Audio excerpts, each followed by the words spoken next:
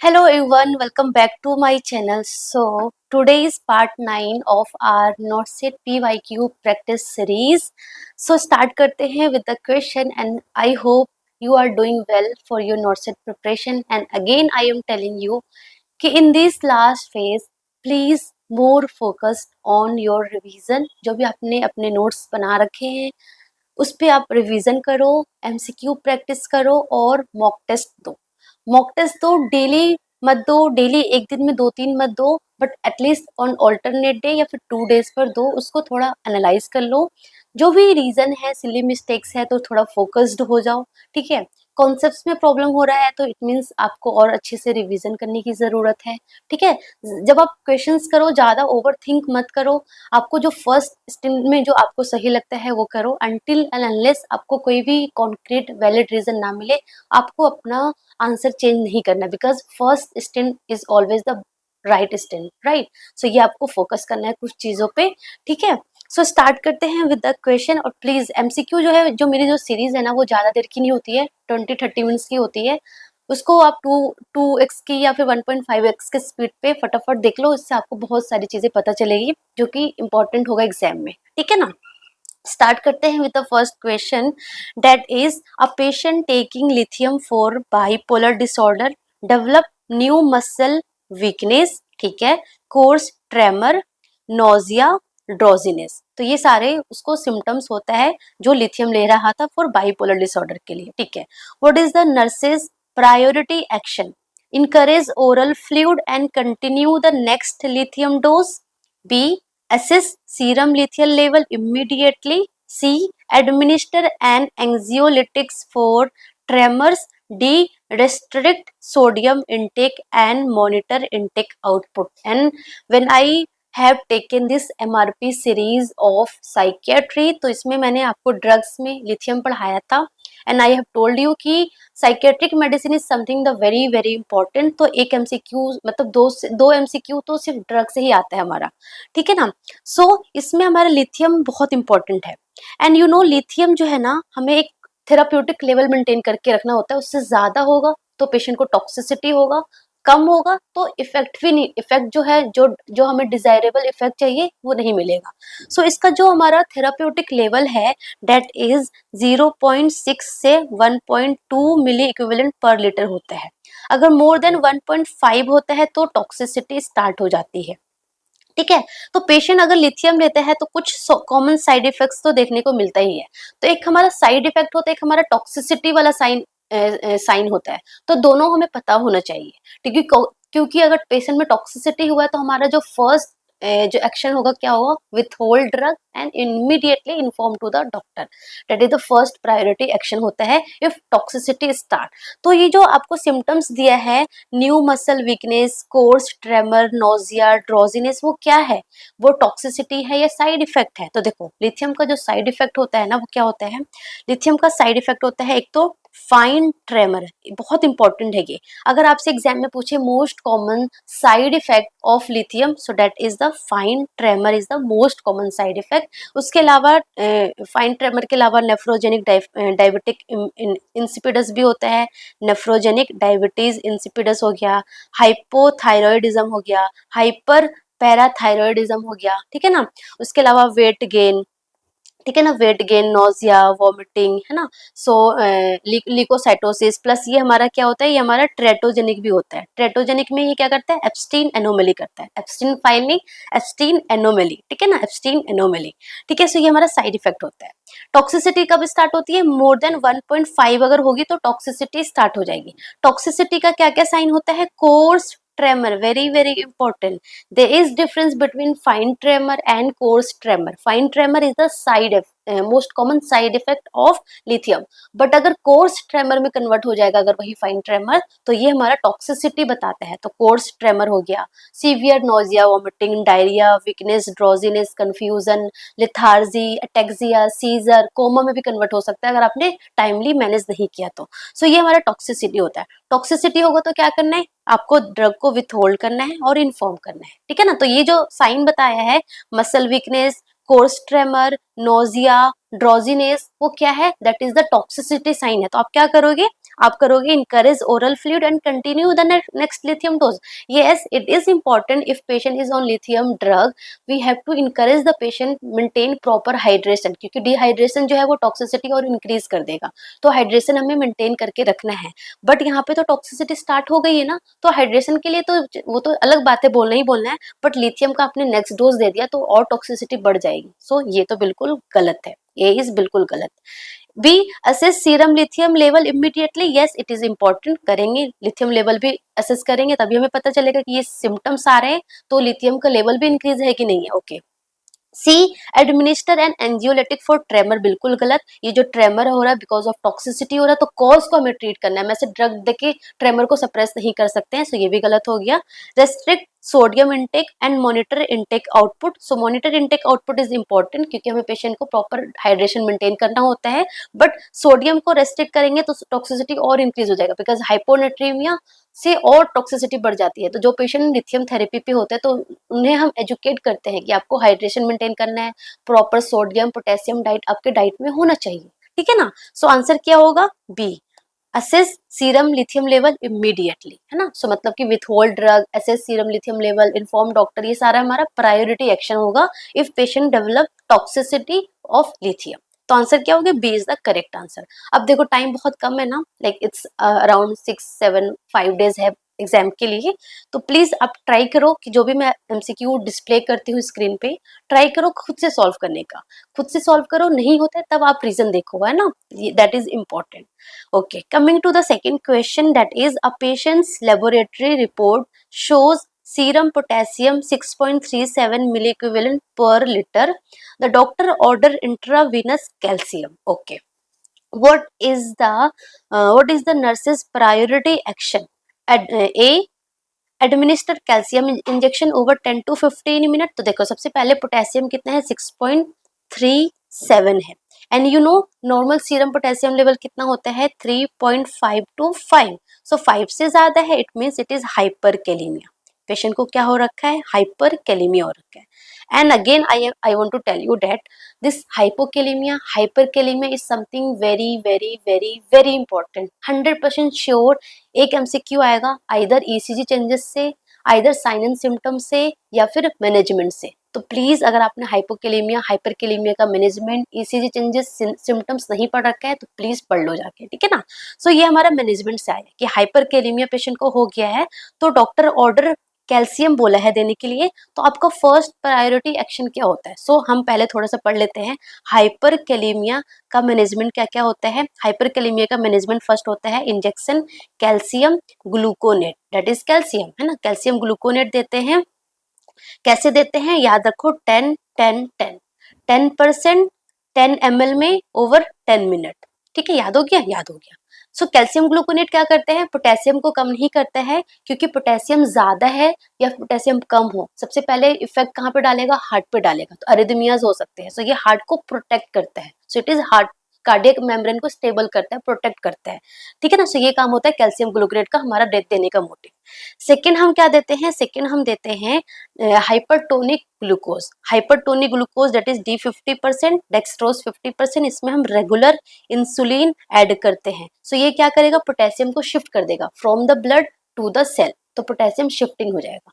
Third हमारा क्या drug है? केक्सिलेट. केक्सिलेट बेसिकली, या फिर you can say that sodium polystyrene. Sodium polystyrene, तो ये क्या करेगा? ये फ्रॉम जीआईटी सिस्टम से पोटेशियम को लॉस कर देगा. सो ये हमारा पोटेशियम हाइपरकेलेमिया का मैनेजमेंट है.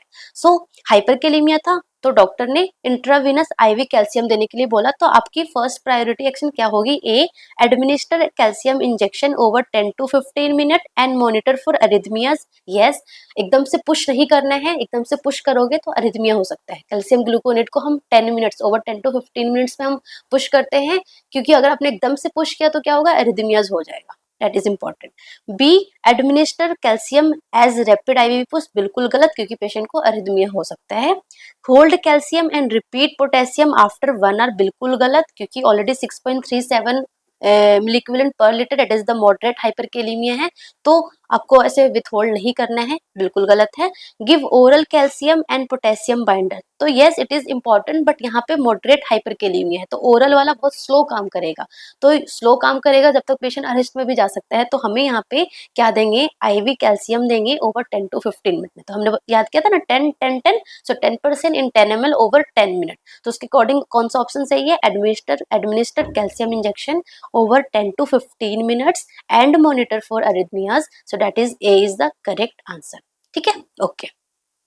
Coming to third question, that is a person with long standing diabetes report, long standing diabetes मतलब कि long term से chronic diabetes का patient है, report left calf pain, important, left calf pain that worsens with walking, मतलब कि क्या है, intermittent claudication, calf pain with walking के साथ calf pain जो है वो increase हो रहा है, and improve with rest, जब वो रेस्ट करता है तो इम्प्रूव हो जाता है, काम करता है, वॉकिंग करता है तो पेन जो है वो इंक्रीज हो जाता है।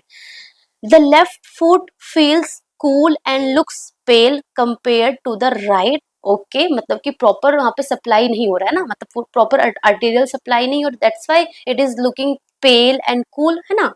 To monitor progression of this problem which nursing assessment is most appropriate. तो देखो, सबसे पहले ना जब मैंने आपको डायबिटीज पढ़ाया था, diabetes is something very very important, तो मैंने आई थिंक 2 या 3 क्लासेस लिया था जब मैंने मेडिकल सर्जिकल नर्सिंग में आपको डायबिटीज पढ़ाई थी, तो मैंने बताया था complication of diabetes. So complication of diabetes में हमारा बहुत सारा होता है, सीएडी, पीएडी, है ना, coronary artery disease, peripheral artery disease. तो यहाँ पे जो ये सिम्टम्स बताया है ना, इंटरमिटेंट क्लाउडिकेशन मतलब कि पेन विथ वॉकिंग, प्लस क्या हो रहा है, left foot feel cool and pain, तो मतलब कि क्या है, यहाँ पे पेरिफेरल आर्टरी डिजीज हो रहा है, एंड उन्होंने हिस्ट्री भी दे दिया कि पेशेंट जो है वो क्रोनिक डायबिटीज का है, मतलब कि पेशेंट को पेरिफेरल आर्टरी डिजीज के चांसेस है।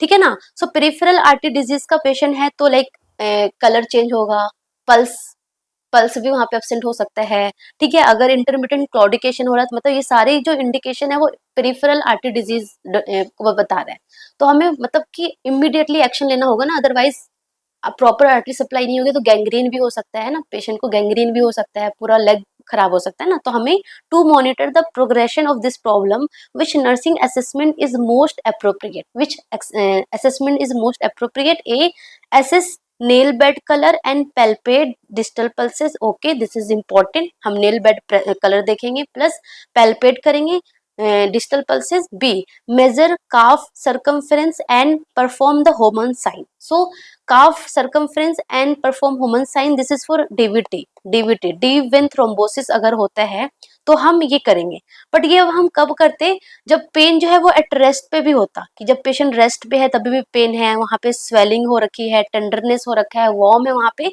सो ये हमारा डीवीटी साइन होता, बट यहाँ पे पेन कब हो रहा है, जब वो वॉकिंग कर रहा है, कूल है, पेल है, सो ये डीवीटी तो बिल्कुल नहीं बता रहा है, सो ये हम नहीं करेंगे। C patellar reflexes and vibration senses at the grade 2, it is also important, जो डायबिटिक पेशेंट होते हैं ना उनमें पेरिफेरल न्यूरोपैथी होने के भी चांसेस होते हैं, सो पेरिफेरल न्यूरोपैथी होगा तो हमें टिंगलिंग, नंबनेस, पेटेलर रिफ्लेक्सेस ये सब कुछ चेक करना है, बट यहाँ पे जो हमें इंडिकेशन दिया है वो सारा हमारा आर्टरी से दिया है, पेरिफेरल आर्टरी डिजीज से दिया है, तो वहां पे इसका इतना इंपॉर्टेंस नहीं है, तो ये भी गलत हो गया। Check fasting blood glucose and HbA1c level, it is also important, but ये हमारे मेंटेनेंस के लिए कि हाँ उसका ग्लूकोज कितना कंट्रोल है, वो कंट्रोल कर पा रहा है कि नहीं कर पा रहा है, by diet, by medication, by like proper lifestyle changes के थ्रू वो जो फास्टिंग ब्लड ग्लूकोज और HbA1c प्रॉपरली मेंटेन कर पा रहा है कि नहीं कर पा रहा है, so it is also wrong. इन्होंने बोला है कि to monitor the progression of this problem which nursing assessment is most appropriate, तो by this indication calf pain with worsen with walking, improve with rest, left foot feel cool and look pale, so ये सारा हमारा peripheral artery disease का बता रहा है। सो peripheral artery disease में हम क्या क्या चेक करेंगे, कलर, कलर की पेल है कैसा है, कलर चेक करेंगे, टेम्परेचर कूल है ना, तो कलर, टेम्परेचर, पल्स हो गया, ठीक है ना, कैपिलरी रिफिल टाइम हो गया, तो ये सारी असेसमेंट हमें करनी है। ठीक है, सो असेस नेल बेड कलर, ठीक है, एंड पैल्पेट डिस्टल पल्सेस, कि पैल्पेट पल्सेस प्रॉपर है कि नहीं है, अगर नहीं है इट मींस पेशेंट को पेरिफेरल आर्टरी डिजीज वर्स्ट हो रहा है, तो हमें इमीडिएट इंटरवेंशन की नीड है, तो आंसर क्या होगा, A is the correct answer. ठीक है, सो ये हो गया। सो ये हमारे सारे प्री के पेपर है, मतलब ये प्री में आया था इस तरीके का एमसीक्यू। तो लोग बोलते हैं ना कि all you have to like कि आपका कॉन्सेप्ट स्ट्रांग होना चाहिए। आप कहाँ से पढ़ते हो ये मैटर नहीं करता है कि मैंने एनक्लेक्स से पढ़ा है, मैंने इस बुक से पढ़ा है, मैंने उस बुक से पढ़ा है, मैंने मिशन परिचारिका से पढ़ा है। All you have to have proper concepts, है ना। तो जो भी इम्पोर्टेंट टॉपिक है, जो भी नॉर्थ सेट में पूछते हैं, वो टॉपिक में आपका कॉन्सेप्ट स्ट्रांग होना चाहिए, बहुत इंपॉर्टेंट है ये। ठीक है ना। Okay, coming to the fourth question, that is a patient undergoing haemodialysis.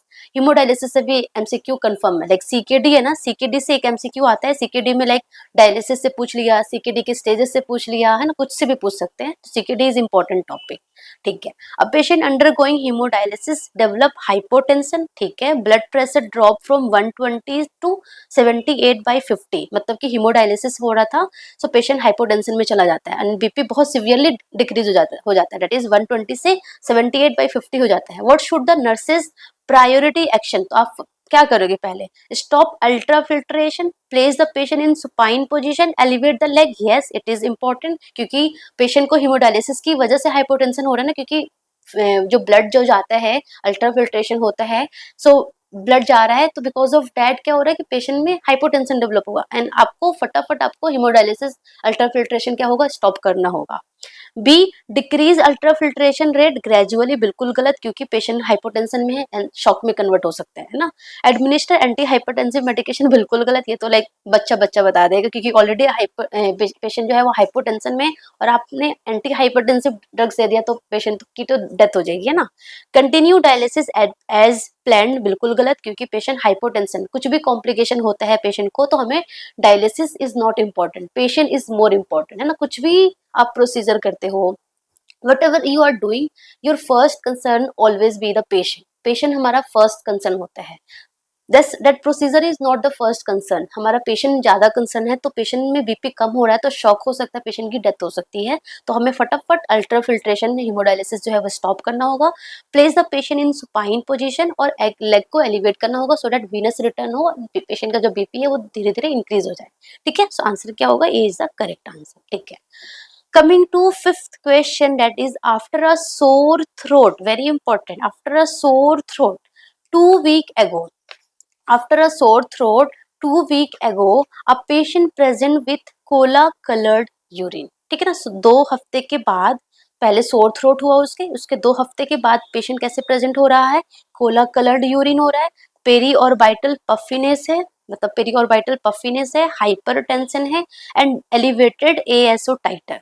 Which organism is most likely responsible for post streptococcal glomerulonephritis? Very important, तो मैंने आपको ग्लोमेरुलोनेफ्राइटिस पढ़ाया था, उसमें मैंने आपको कॉजेटिव एजेंट्स भी बताए थे। तो देखो, जब भी कोई सोर थ्रोट हुआ या फिर impetigo, that is the skin infection किसके through, by group A. This organism is very very important. Group A, I don't know what happened to this pain, 2 से 3 दिन में पता नहीं क्या होता जा रहा है। सो ऐसे याद कर लो, group A beta haemolytic streptococcus, group A beta haemolytic streptococcus के थ्रू अगर सोर थ्रोट होता है या फिर इम्पिडिगो होता है, उसके 2 to 3 वीक के बाद क्या हो सकता है, ग्लोमेरुलोनेफ्राइटिस हो सकता है, जिसको हम बोलते हैं post streptococcal glomerulonephritis, post streptococcal glomerulonephritis.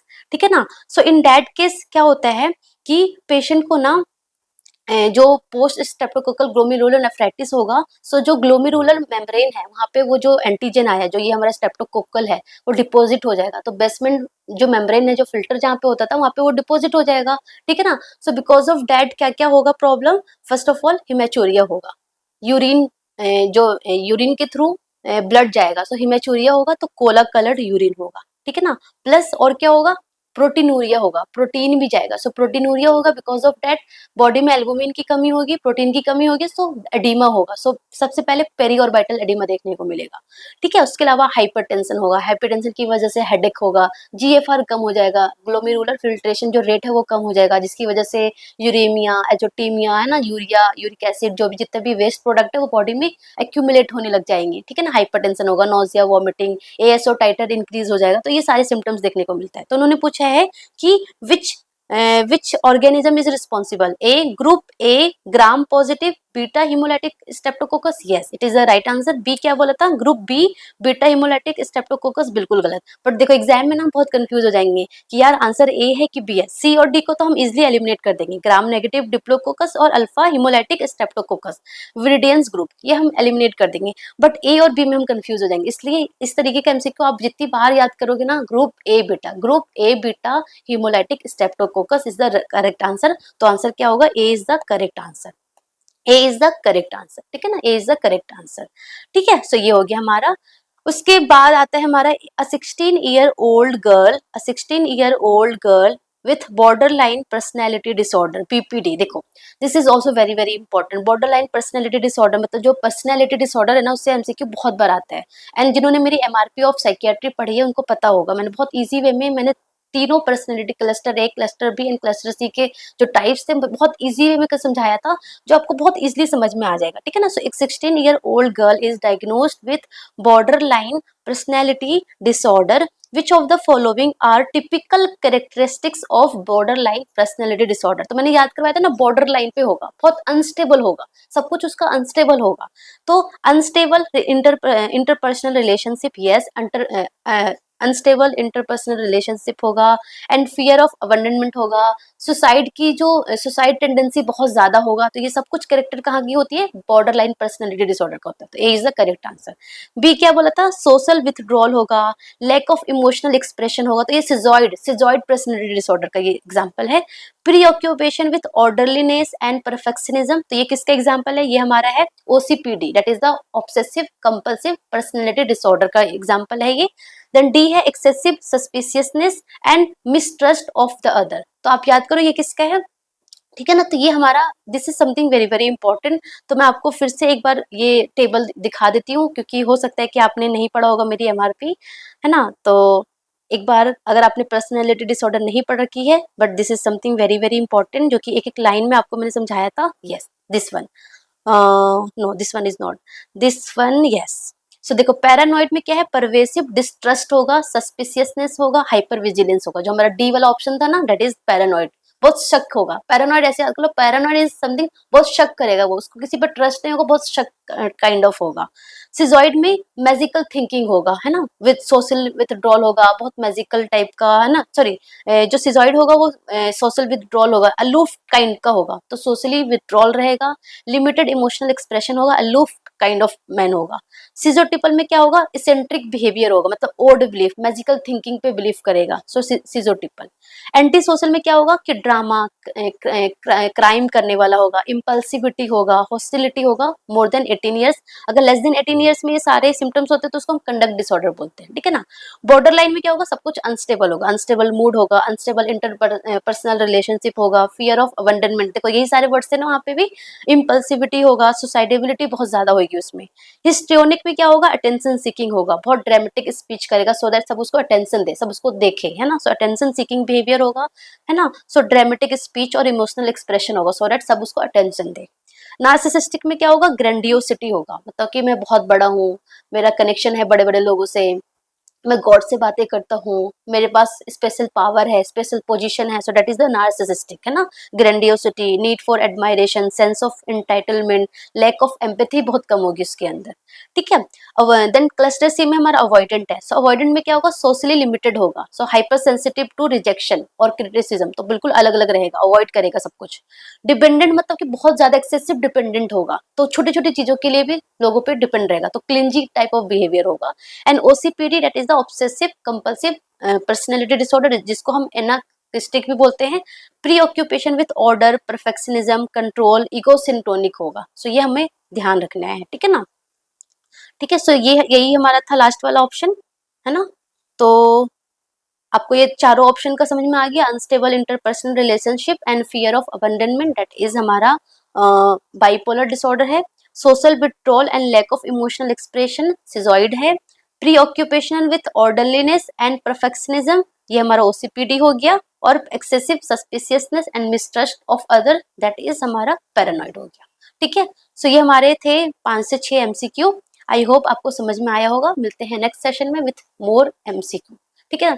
Till now अगर आपको कोई डाउट है, कोई टॉपिक में आपको कुछ इंपॉर्टेंट टॉपिक है जो आपको समझ नहीं आ रहा है, जो आपको चाहिए, यू कैन कमेंट मी। मैं वो टॉपिक अगर मुझे लगता है कि yes it is very very important and वो आपको पता होना चाहिए, सो ज़रूर मैं वो उसको आपको पढ़ाऊँगी, ठीक है? ओके, तब तक लगे रहो, जमे रहो, अच्छे से पढ़ते रहो।